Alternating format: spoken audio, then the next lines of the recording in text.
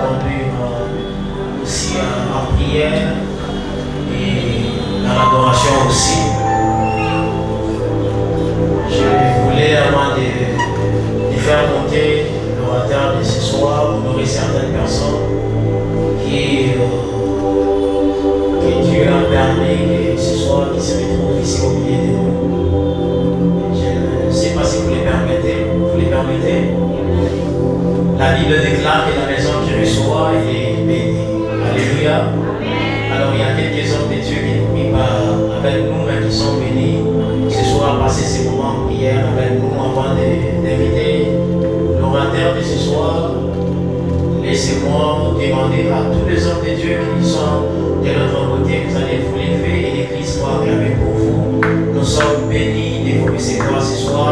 Je demande à tous les hommes de Dieu qui sont là, s'il vous plaît,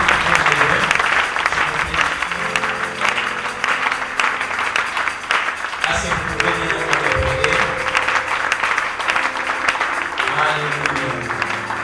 Alors, au nom de Daniel, nous disons que nous vous recevons et le Dieu que nous prions, le Dieu que nous cherchons, soit aussi votre Dieu et surtout que nous vous bénisse davantage. Nous sommes bénis de vous recevoir dans vos places.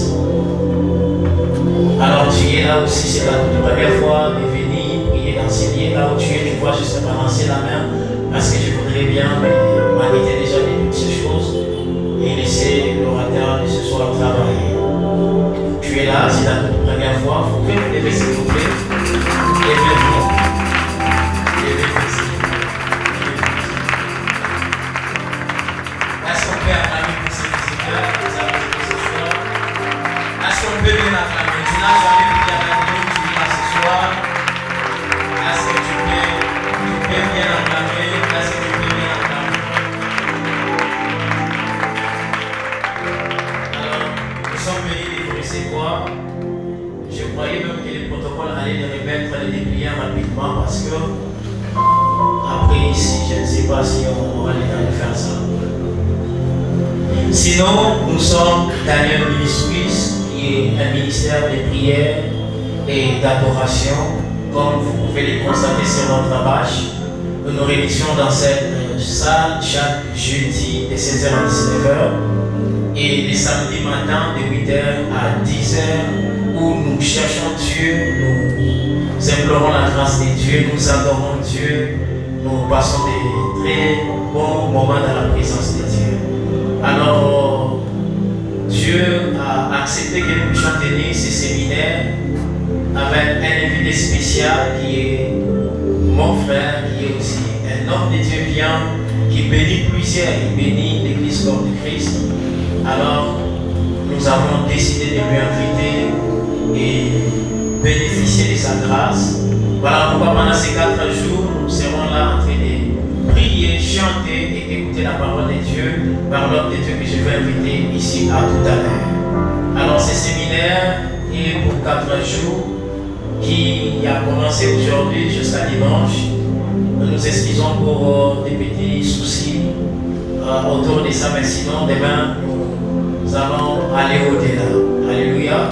Amen. Alléluia. Amen. Alléluia. Amen. Et pour nos invités, je voudrais bien me présenter aussi. Je suis le prophète Daniel Wanaba. Je suis écrivain et je suis prophète. Et je suis visionnaire de Daniel Ministries, qui est ce ministère qui vous reçoit ce soir. Alors, avant de faire monter l'orateur ou de les présenter encore, je voulais que nous puissions incliner nos têtes dans la prière et nous allons dire à Dieu de prendre cette deuxième partie entre ses mains et qu'il fasse ce qu'il a déjà prévu pour nous. Est-ce que tu peux parler pendant 1 minute seulement? Est-ce que tu peux parler?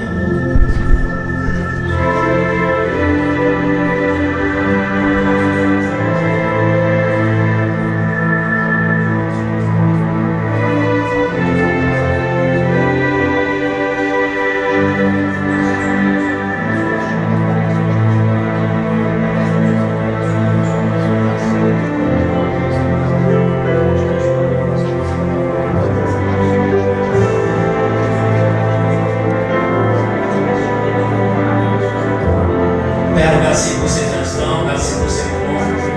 Merci pour ta grâce, merci pour ta fidélité. Merci parce que tu as accepté que nous rencontrons ici ce soir et que tu nous bénisses par ton serviteur. Sois béni et prends ce moment au contrôle. J'annule toute parole maléfique dans la vie de tes enfants. Et je te dédie ces moments en disant que tu feras ce que tu avais dit de faire.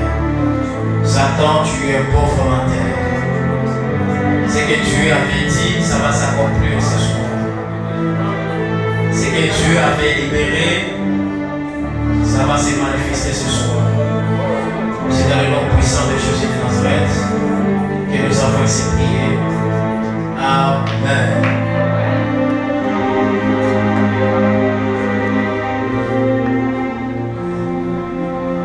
J'aimerais inviter l'orateur de ce soir, pendant qu'il se tient debout, je vais le présenter.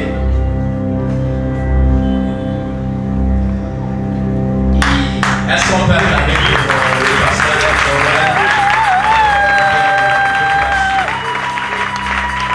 Alors, il est pasteur de l'église Cœur de Consolation, c'est ça?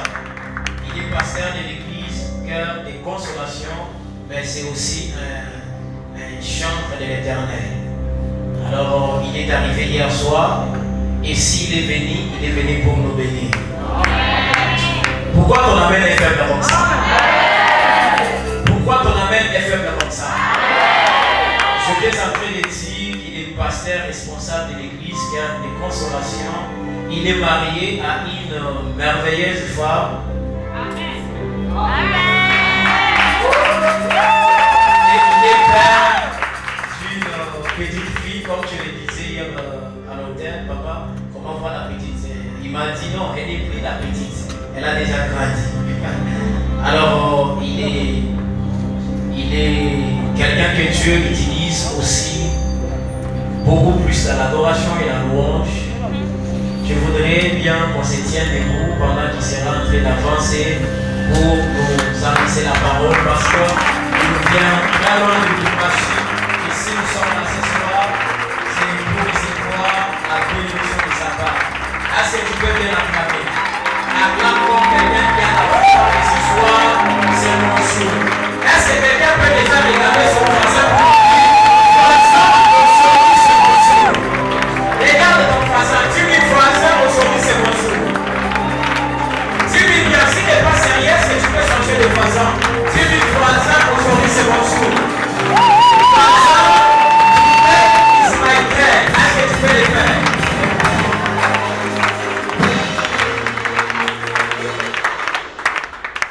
Alléluia. Que le Seigneur le bénisse. Aide-moi à saluer ton voisin. Le salut avec joie. Et sois sûr de saluer au moins 7 personnes ce soir. Et tu leur souhaites de passer des très bons moments dans la présence de Dieu. Salue le voisin dans toute liberté.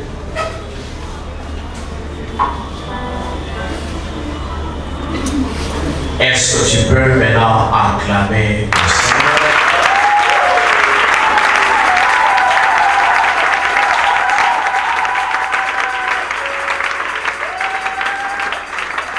Amen. Que le Seigneur bénisse, on peut s'asseoir. Je dis merci à Dieu qui a permis que ce soir je sois là. Et je dis merci au prophète Daniel pour l'invitation, ainsi que toute l'équipe qui travaille avec lui. Merci pour la confiance et pour avoir pensé à nous. Amen. Amen. Et je dis merci à Dieu parce que tu es là. Beaucoup de gens nous ont écrit même sur Facebook et autres pensant qu'on n'allait pas venir, mais on est là. Alléluia. Donc allez dire à ceux qui pensaient qu'on n'allait pas venir qu'on est là. Amen. Alléluia. Amen. Nous sommes de ceux-là quand on accepte une invitation, qu'importe le lieu, qu'importe l'endroit où on nous invite, si on accepte l'invitation, on vient. Amen. Amen. Amen. Que le Seigneur soit béni. Prophète, j'ai combien de minutes? 1h30. Alléluia. Alors sans plus tarder, nous allons prendre une Bible. Je sais que tu es là pour prier, mais on ne peut pas prier si on ne parle pas de la part de Dieu. Alléluia. Nous sommes dans Actes des Apôtres, chapitre 16, 25 à 29. Et souffrez que je vous demande de vous tenir debout parce que je préfère mieux que nous puissions honorer la parole de Dieu. La Bible dit ceci. Vers le milieu de la nuit, Paul et Silas priaient et chantaient les louanges de Dieu et les prisonniers les écoutaient. 26. Tout à coup, il y a eu un tremblement de terre si violent que les fondations de la prison ont été ébranlées. Toutes les portes se sont immédiatement ouvertes et les liens de tous les prisonniers ont été détachés. 27. Lorsque le gardien de la prison s'est réveillé et a vu les portes de la prison ouvertes, il a tiré son épée prêt à se tuer car il croyait que les prisonniers s'étaient enfuis. 28. Mais Paul a crié d'une voix forte, ne te fais pas de mal car nous sommes tous ici. 29. Alors le gardien a demandé de la lumière et est entré précipitamment et s'est jeté tout tremblant aux pieds de Paul et de Silas. Est-ce qu'on peut acclamer pour la parole de Dieu? Alléluia. Le thème de notre séminaire, c'est quoi encore? Je voudrais que quelqu'un le dise avec force. C'est quoi le thème?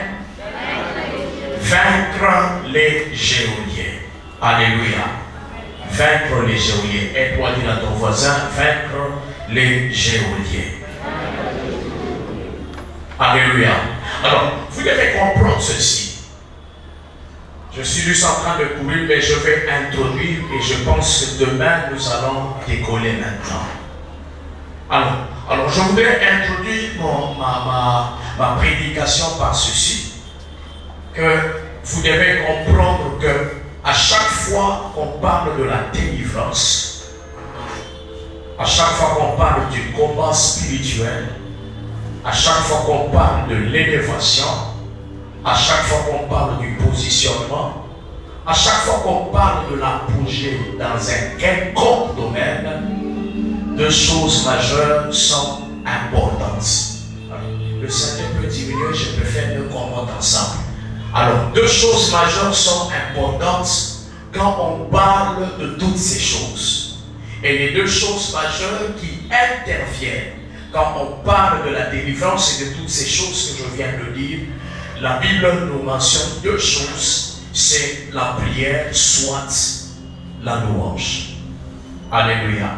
Alors, soit c'est l'un, soit c'est l'autre, ou soit c'est les deux choses. Et quand vous lisez dans le psaume chapitre 18, verset 3, David crie, il dit, je l'écris, loué soit l'Éternel, et je suis délivré de mes ennemis. Et dans le texte que nous venons de lire, vous allez vous rendre compte qu'il s'agit bel et bien de deux personnes qui étaient en prison, et ces gens ont utilisé ces deux choses ensemble, et vous connaissez vous-même la suite. Alléluia. Alors il est souvent facile de se décourager à cause peut-être des situations que nous sommes en train de vivre. Il est facile peut-être de se décourager quand toute chose ne marche pas. Mais je voudrais te dire déjà d'emblée dans mon introduction que de foi, il s'agit de voir la grandeur de Dieu au milieu des problèmes que nous avons qui peut apporter notre délivrance. Amen. Alors pour ce soir, comme je disais que je suis en train d'introduire le thème de notre séminaire, je voudrais commencer par la définition de quelques mots-clés. Alléluia. Donc la définition de quelques mots-clés qui tournent autour du thème. Alors je voudrais dire ceci. On ne peut pas parler d'un geôlier sans parler de la prison. On ne peut pas parler aussi d'un geôlier sans parler d'un prisonnier. C'est-à-dire ce soir, je voudrais que nous puissions parler du geôlier que nous puissions définir le géolien, que nous puissions voir ce que c'est un géolien, qu'est-ce que le géolien fait, et que nous puissions voir c'est quoi une prison et c'est quoi un prisonnier. Alors sans plus tarder, nous allons prendre le premier mot qui est le mot géolier. Qu'est-ce qu'un géolier? Vous savez, le mot paraît être beau, le mot paraît être beau que peut-être certaines mamans pensaient déjà donner à leurs enfants. Mais le mot géolien, bien aimé dans le Seigneur, il signifie gardien. C'est-à-dire quand on parle d'un géolien, on parle d'un gardien qui est chargé de garder des détenus dans une prison. Quand on parle d'un géolien, on est en train de faire allusion à quelqu'un qui a reçu une instruction de pouvoir garder les gens dans l'esclavage.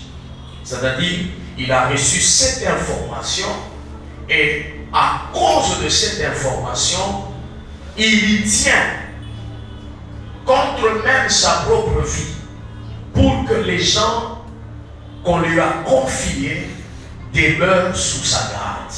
Est-ce que quelqu'un a compris ce que veut dire géolien? C'est-à-dire, un géolien, c'est un gardien. Un géolien, c'est quelqu'un qui est là pour veiller à ce que les gens ne sortent pas de la prison. Et laissez-moi vous dire qu'un géolien ne peut pas se lever s'il n'a pas reçu une information. Alors cette information, il tire ça d'où?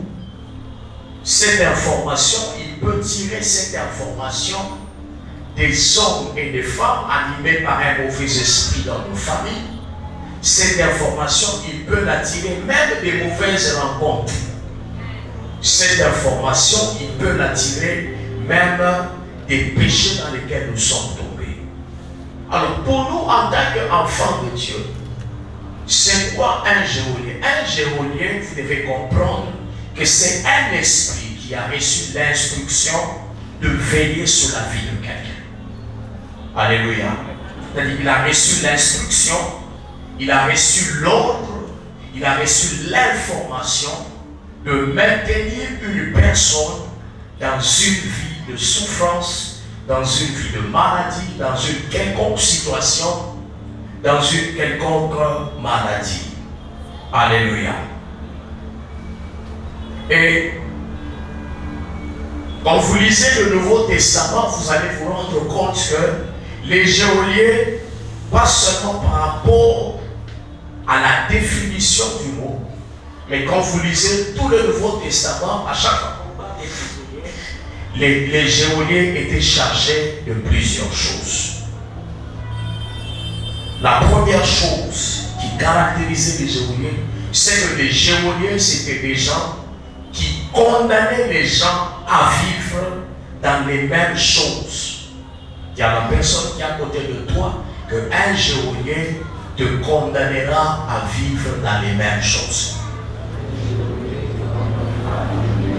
Pour ceux qui écrivent Actes chapitre 28, 16 à 30, vous allez voir que quand quelqu'un est dans la prison, la personne vit les mêmes choses chaque jour. La personne voit les mêmes choses chaque jour. Il n'y a rien qui change dans la vie de cette personne et il n'y a rien qui s'ajoute. C'est-à-dire que c'est une routine et les choses ne sont même pas prêtes à changer.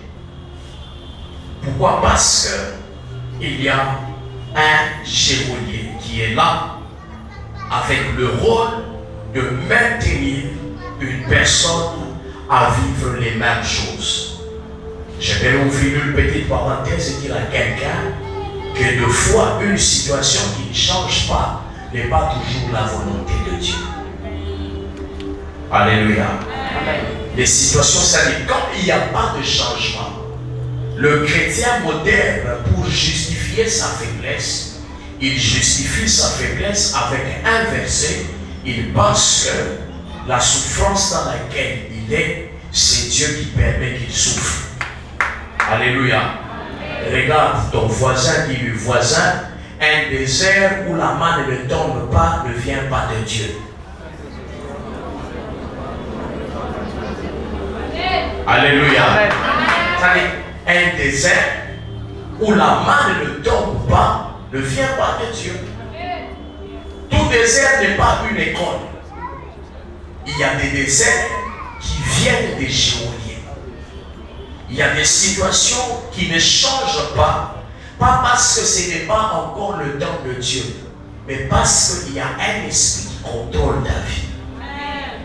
Il y a des maladies qui ne partent pas parce que c'est Dieu qui veut que tu sois malade, non. Il y a des situations et des maladies que tu as parce qu'il y a un esprit mauvais derrière. Dans ma petite expérience, qu'est-ce que j'ai rencontré? Toutes les maladies qui ont des noms dans la médecine, toutes ces maladies ont aussi, si je peux appeler, des clones, mais qui viennent des démons.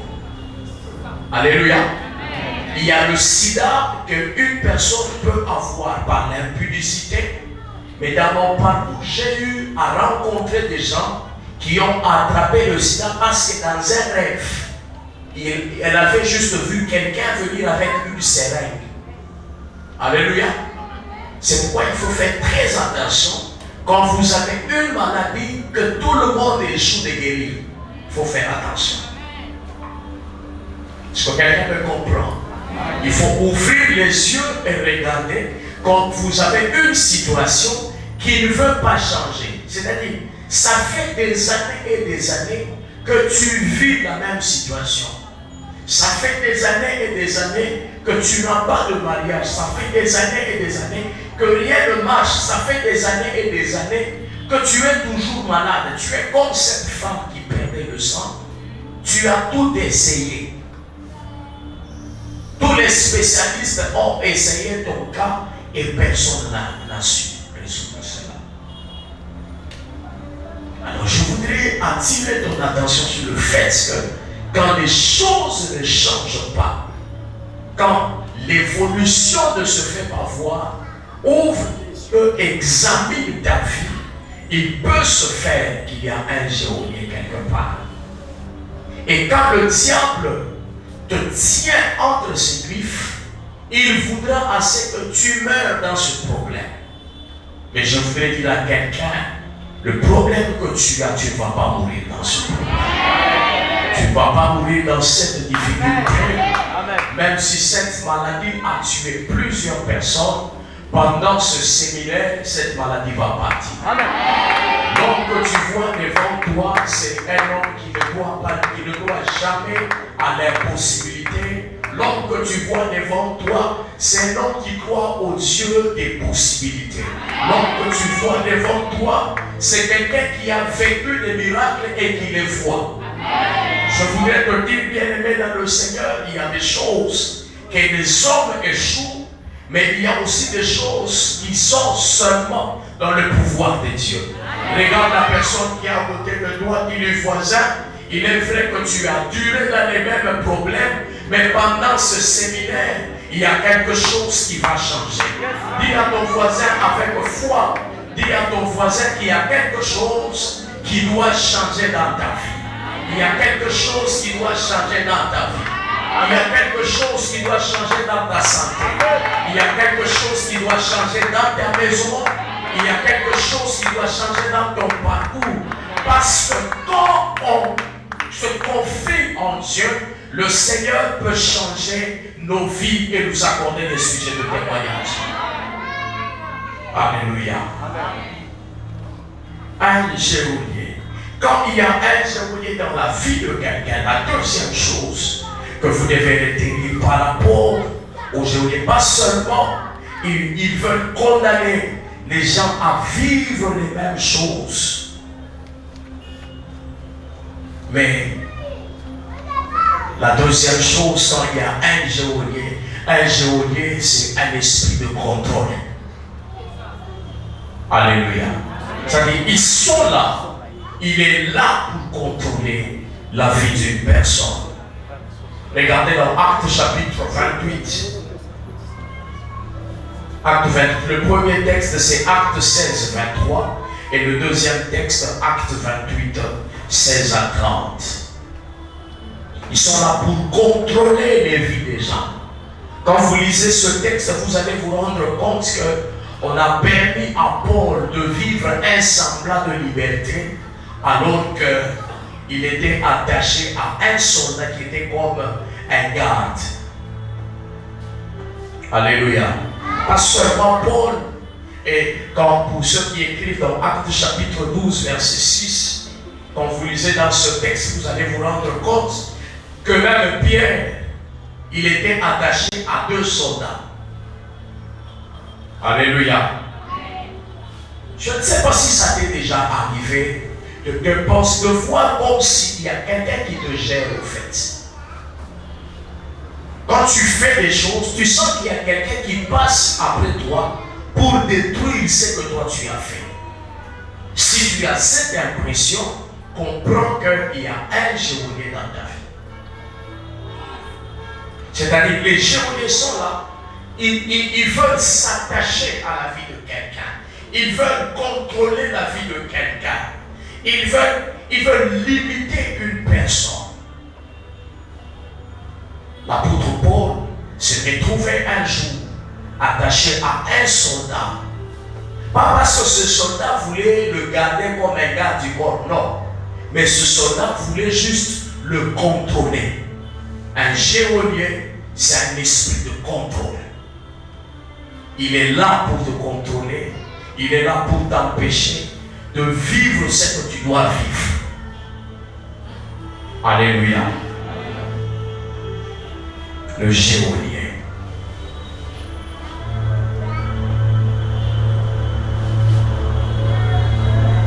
Troisième chose par rapport au geôlier.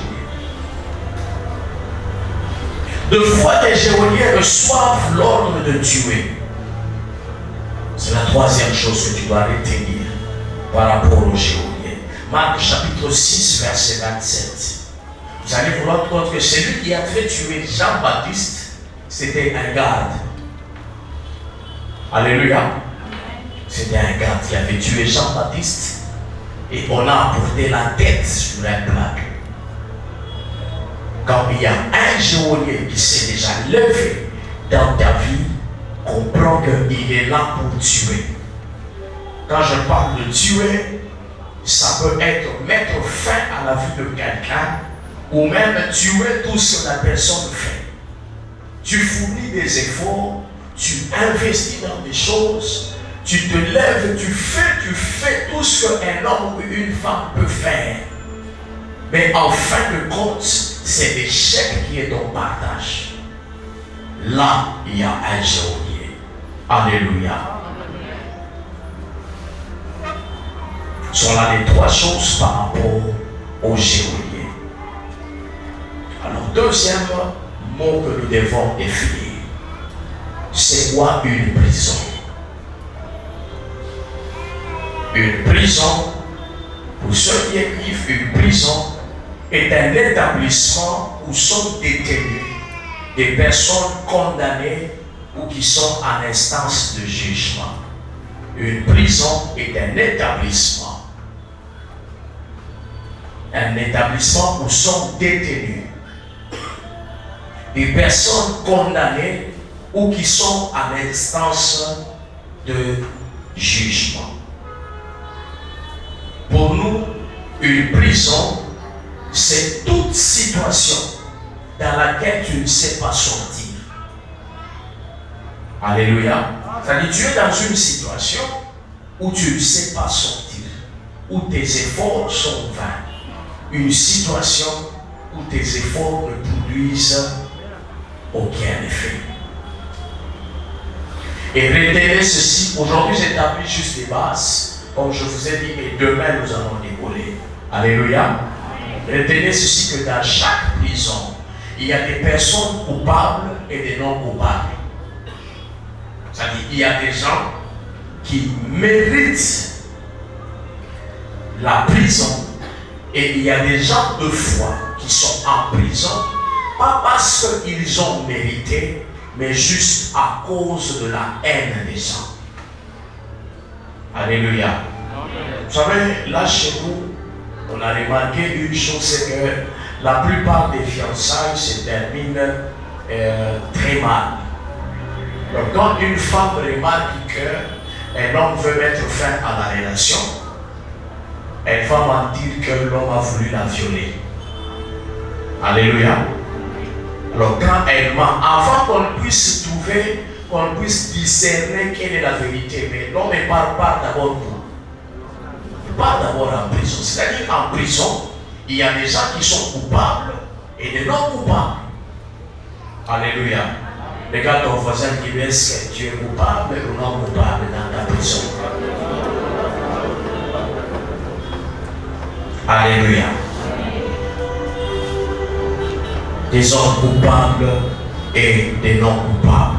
Retenez ceci, chaque prison spirituelle a un fondement sur lequel il est établi. Et les prisons, comme je venais de le dire, ce sont des situations dans lesquelles on ne sait pas sortir. C'est-à-dire, dans chaque situation où on ne sait pas sortir, de fois, il y a des choses derrière qu'on ne sait pas voir qui sont comme des fondations. Et je vais en énumérer quelques-unes. Parmi les fondations des prisons sataniques, il y a des autels sataniques.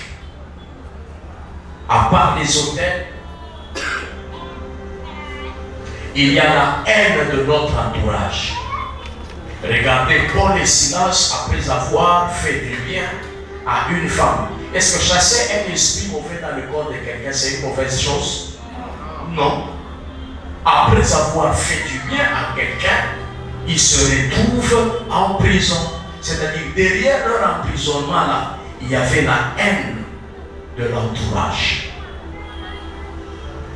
À part la haine de l'entourage, quel autre fondement des prisons sataniques? Il y a aussi des réclamations familiales. C'est-à-dire parce que tu appartiens à une certaine famille, parce que tu appartiens à un certain tribu, il y a des choses qui te réclament peut-être. Parmi les fondements des prisons sataniques, ça les chrétiens n'aiment pas, mais on se permet quand même d'en parler. Il y a le péché. Il y a la personne qui est à côté de toi, le péché. Parmi les choses qui font en sorte que les blocages, les problèmes s'installent dans la vie de quelqu'un, il y a une vie de péché. J'ai toujours dit ceci à mes fils et mes filles spirituels: un poison, même quand il est sucré, il tue. Alléluia. Dis à la personne qui est à côté de toi, un poison, même quand il est sucré, il tue. Même s'il ne veut pas entendre, quand même il a entendu. Hein? C'est-à-dire ceci: un péché, même quand il te plaît, même quand il te procure beaucoup de plaisir, il te tue. Alléluia. Beaucoup de gens vivent dans des prisons à cause du péché, à cause d'une vie d'impudicité. Il est peut-être arrivé dans sa vie, il est tombé avec une prostituée. Alléluia. Dis amen bien, je suis venu pour ça. Demain, c'est demain qu'il y aura des choses sucrières. Mais aujourd'hui, permettez que j'établisse les bases. Alléluia. Parce que je ne peux pas accepter venir vous flatter et rentrer chez moi au katana. Non. Je dois vous dire la vérité afin que les choses puissent changer. Alléluia. Le péché, surtout les péchés sexuels, ça ouvre des portes au diable et ça peut faire à ce que vous puissiez vivre dans les prisons. J'ai connu de quelqu'un qui ont vécu la sécheresse dans leur maison à cause de la masturbation. J'ai connu des gens dans mon parcours de pasteur. J'ai connu des gens qui ont ouvert des portes au diable à cause des péchés sexuels. J'ai connu des gens comme ça. Il s'est retrouvé parce qu'il est parti avec une prostituée. Les affaires, il était en train de voyager. il faisait des voyages d'affaires et plus rien ne marche. Pourquoi? Parce que la personne vit dans le péché. On peut pas prier, on peut pas aller à la montagne, on peut pas vous prophétiser, mais si vous n'apprenez pas à changer votre style de vie, rien ne va changer dans votre vie. Amen. Alléluia. L'Église bien-aimée dans le Seigneur doit comprendre que le péché n'est pas une chose à jouer avec. Le monde spirituel, j'ouvre une petite parenthèse, le monde spirituel est un monde qui fonctionne avec les odeurs. Je donne un exemple. Si on prend quelque chose de pourri, on met ici, est-ce qu'on est obligé de faire une affiche pour que les mouches viennent? Même sans affiche, les mouches vont venir. Pourquoi? Parce qu'il y a quelque chose qui les attire. C'est pareil aussi avec le monde spirituel. Quand dans la vie de quelqu'un, il y a une pourriture. Quand je parle de pourriture, je parle du péché. Quand dans la vie de quelqu'un, il y a le péché, les démons n'ont pas besoin d'invitation. Ils n'ont pas besoin d'affiche. Juste par l'état de cette personne, il peut se faire qu'il y ait des démons qui viennent déranger la vie de cette personne. Alléluia. Quand c'est propre, les anges viennent. Quand c'est ça, les démons viennent. C'est comme ça que ça se passe. Alléluia. Amen.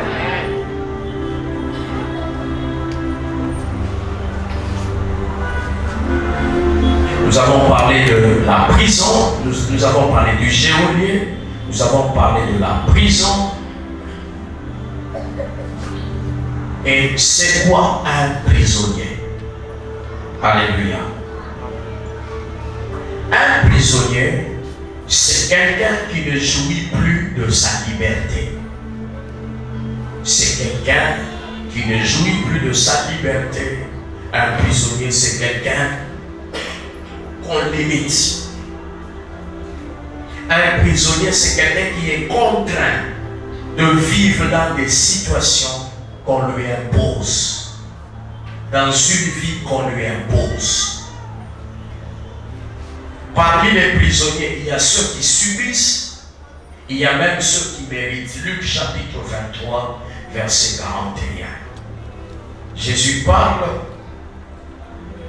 et là c'est le brigand qui est en train de parler. Quand ils étaient au lieu du crâne à Golgotha, il dit, nous avons mérité ce que nous sommes en train de vivre. Mais lui, qu'est-ce qu'il a fait?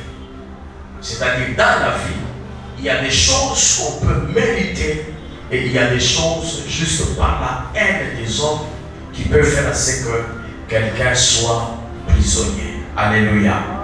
Et dans Luc chapitre 21, verset 12, Jésus parle à ses disciples, il les prévient. Il dit ceci, que dans les derniers temps, le monde vous sera hostile. Que ses disciples subiront des choses qu'ils n'ont pas méritées. Beaucoup de gens au milieu de nous sont en train de subir des choses qu'ils n'ont pas méritées.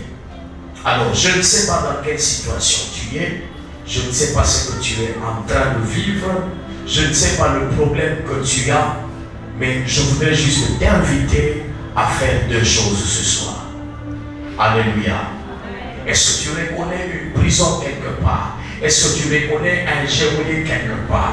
Est-ce que tu reconnais que tu n'arrives pas à te déployer, même dans le ministère? Tu sens que tu dois aller quelque part, mais il y a...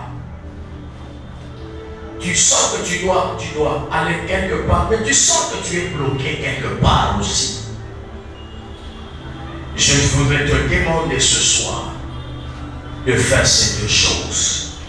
Je voudrais t'informer ces deux choses et c'est à partir de là que nous allons prier. Alléluia. La première chose que tu dois savoir, c'est que malgré tes problèmes, Dieu demeure le Dieu des possibilités. Alléluia. Il demeure le Dieu des possibilités malgré mes problèmes. C'est ce que nos amis Paul et Silas ont compris. C'est pourquoi, malgré la prison, et puis pendant qu'ils étaient en prison, ce n'était pas la journée, c'était la nuit. C'est-à-dire, malgré les conditions dans lesquelles ils étaient, bien que c'était dans une prison, la Bible déclare qu'ils ont commencé à louer Dieu. Or, on loue Dieu pour ce qu'il fait. Alléluia. C'est-à-dire, ils ont compris. Ils ont compris que malgré les difficultés, Dieu reste Dieu. Malgré les difficultés, ils ont commencé à voir ce que Dieu avait déjà fait dans leur vie. Je voudrais dire à quelqu'un que le Dieu qui a opéré hier, que le Dieu qui a fait dans ta vie hier, c'est le même qui fera encore aujourd'hui. Amen. C'est-à-dire, si hier il a fait et aujourd'hui il n'a pas encore fait, cela ne m'empêchera pas de le louer, cela ne m'empêchera pas de le célébrer, cela ne m'empêchera pas de le bénir.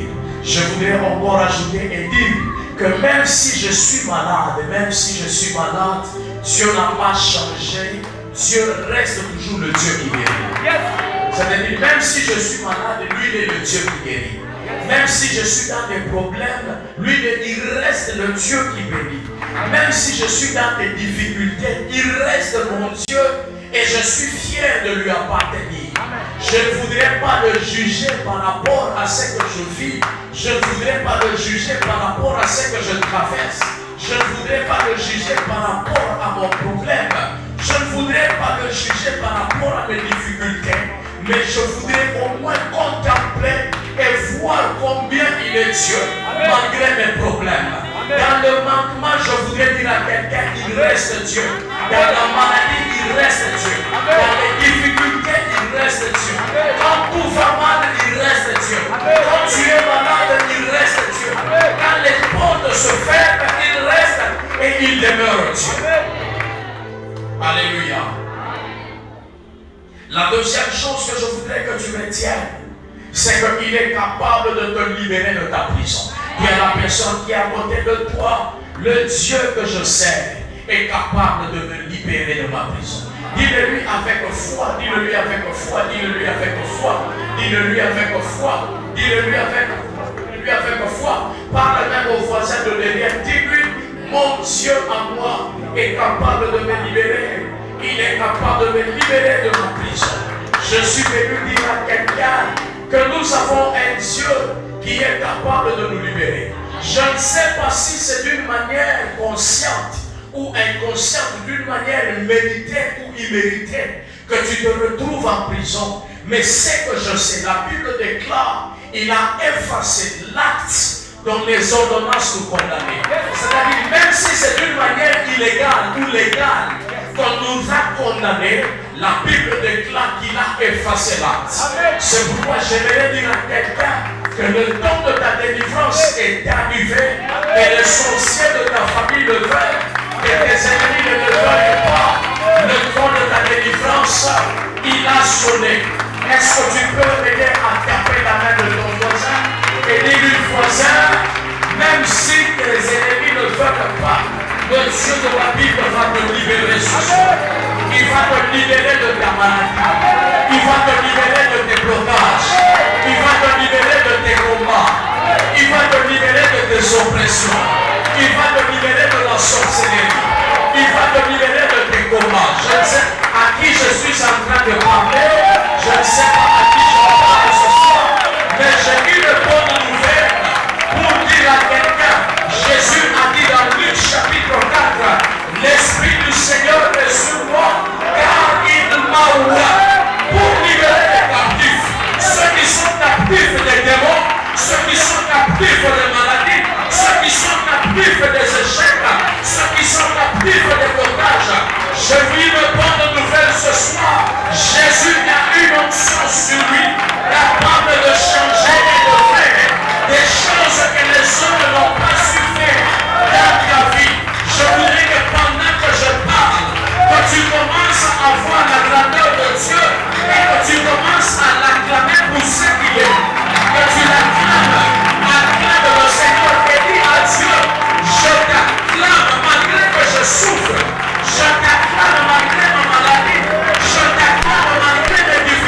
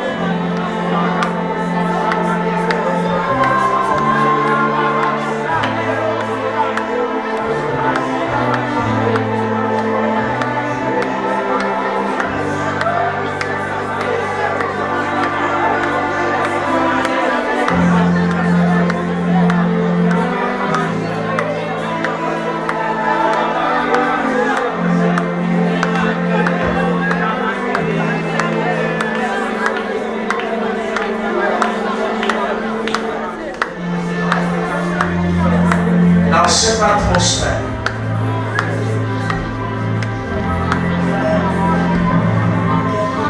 Je voudrais qu'on ferme tous les yeux. Si la musique peut descendre un peu dans cette atmosphère. Le premier appel que je veux faire, je pense que demain on aura plus de temps pour le service. Tu es là ce soir et tu sens que ta vie est bloquée quelque part. Et tu connais toi-même, peut-être même pendant que je parlais, tu as pu déceler la cause du problème que tu as avancé devant.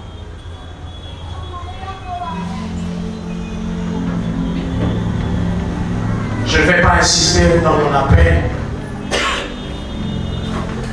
Tu te rends compte que tu as un problème.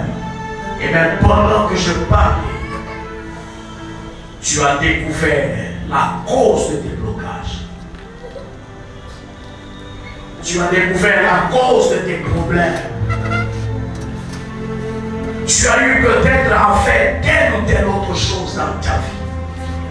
Tu as eu peut-être à faire telle ou telle autre chose dans ton parcours. Peut-être il est même arrivé d'entrer dans la maison d'un féticheur. Parce que peut-être les gens t'ont convaincu, ils t'ont dit, avec cette maladie que tu as, il faut seulement un féticheur pour t'aider. Tu es là. Je ne vais pas te citer, je sais que tu es.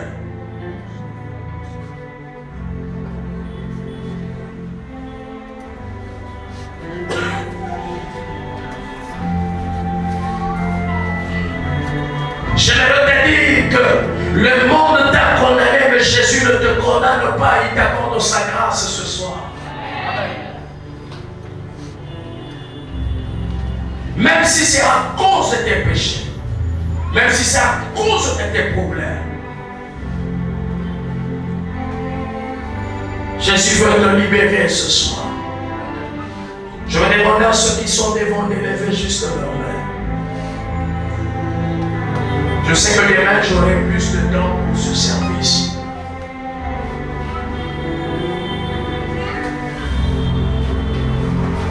Père, dans le nom de Jésus,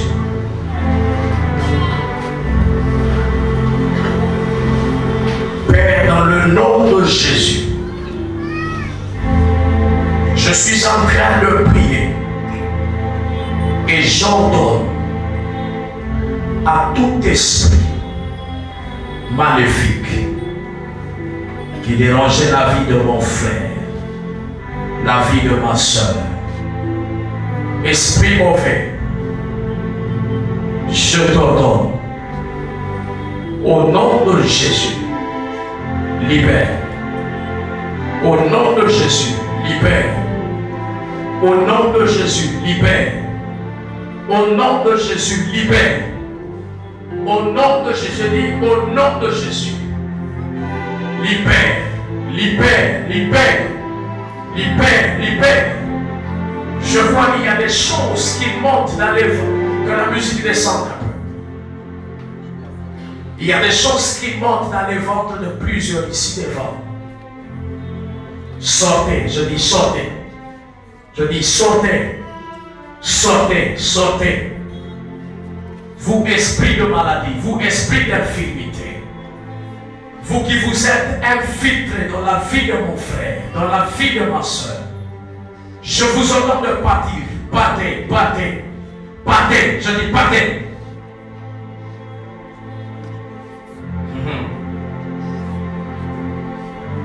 Une onction de liberté descend sur vous. Une onction de délivrance descend sur vous. Une onction de délivrance descend sur vous.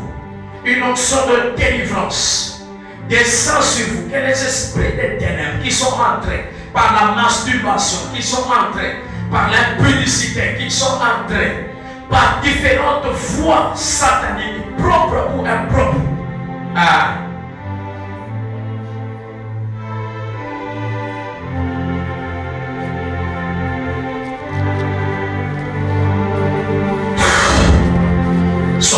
Saute.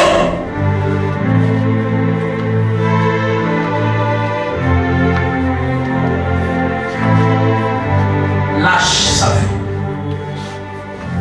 Lâche sa vie. Lâche. Lâche. Lâche. Oui, monte pas. Montez pas. Montez pas. Allez, montez pas. Libère.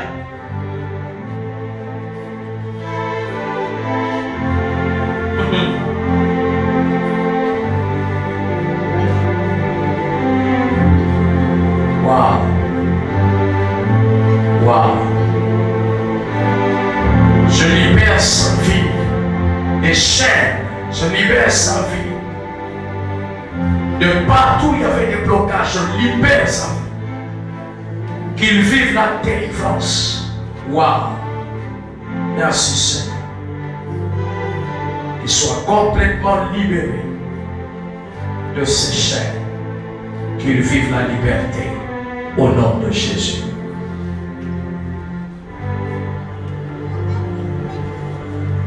Père, que toute personne qui s'est tenue là ce soir puisse être libérée au nom de Jésus. Qu'il commence une nouvelle vie et qu'un changement s'impose dans sa vie. Au nom de Jésus, j'en suis prié.